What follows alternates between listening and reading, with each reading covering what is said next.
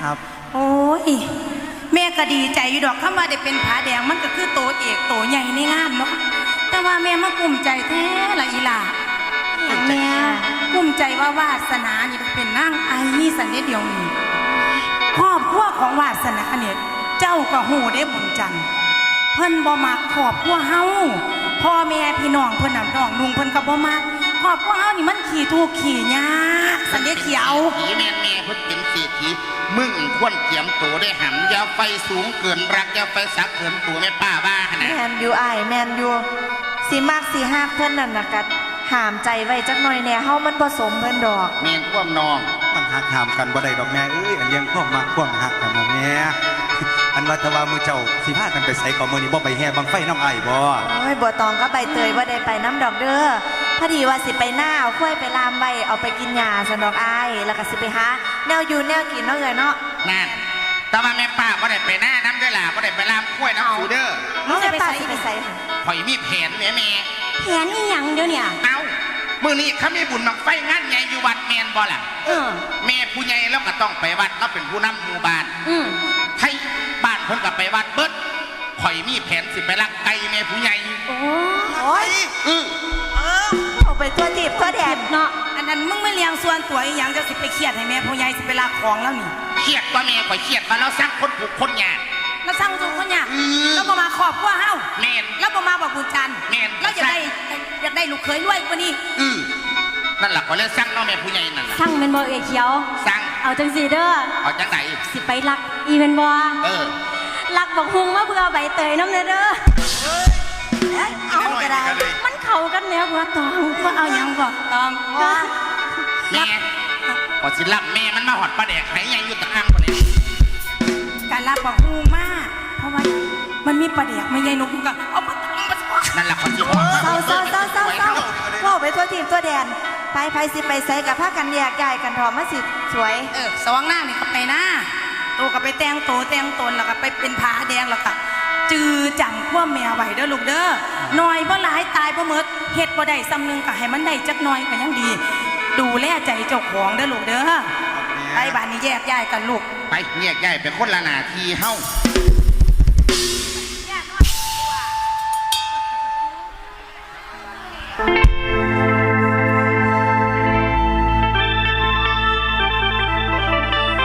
นอนหลับไปก็ยังเธอและเมื่อหาจนบ้าปวงย้อนว่ามันเป็นห่วงหักเขาหลายแท้คิดเห็นอายจนว่าฝันละคือมีแนวบีบคั้นเริ่มมีรักแสนนักใจหวนพ่อปานมีไฟมาแผดเผาให้เฮากุม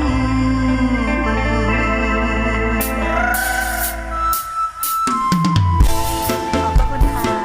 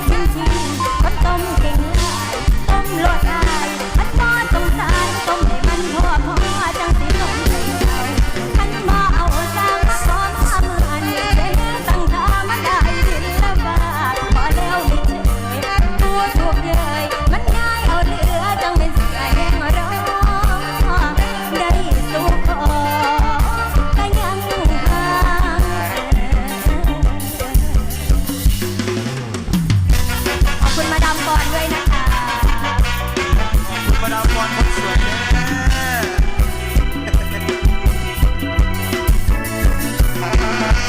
เบิ่งจางบางฟ้ากำฟ้ายทางอีสานกินแนวตาหวานเป็นตาอยู่บ้านนาบ้านนี้เจ้าคือสีนักน้องน้ำตางามเมื่อได้ฝากออกมวนอยู่เด้อคนแนวคนเฮาย่อยแดดถอยอ้อยยามแลทำแท้เธอสิกลุ่มใจสับสนก่อนลาอีกบ่โดนจะกลับมาหาบนอย่ามองเลยหัวใจ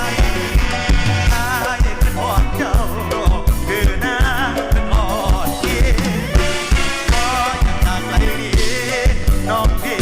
อย่าเพิ่งเปลี่ยนใจมาทำงานจ้างเก็บเงินสู่หอสามใบมีเงินพอเมื่อไร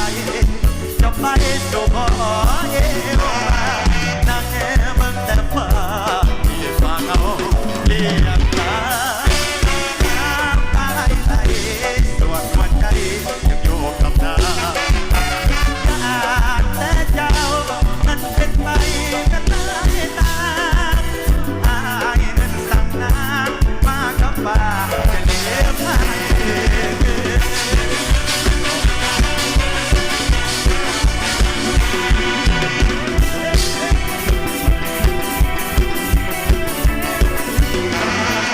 นางแอเบิ่งแต่ฟ้าที่ฟ้าเงาเลี้ยงได้น้ำตาไหลส่วนหัวใจยังอยู่กับนาแต่เจ้านั้นเป็นไปกันเลยอายนั้นสั่งน้ำมากับตาอย่าเหลือขอบคุณที่ตัวเล็กตาม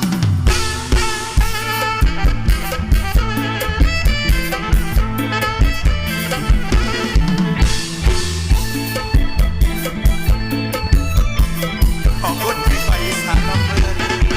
เดินเดินชมเจอรถแท็กซี่เก่าๆถึงเราได้มาดูในร้านวัดน้ำผ่านขาประจำลงรถเข้าอู่เรียบร้อยลงรถเข้าอู่เรียบร้อยนี่แม่กี่น้อยมานั่งของเรา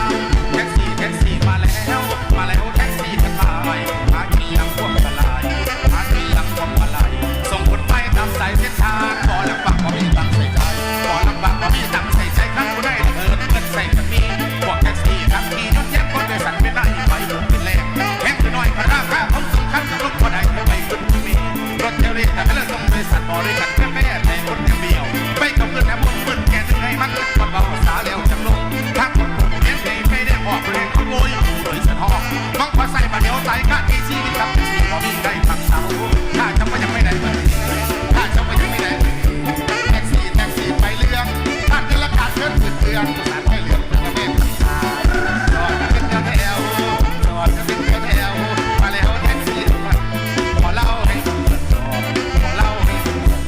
จะได้ออกคนไปหาเงินเวลาจะมองสองแถวน้องแกมาเลยไม่เรียกแท็กซี่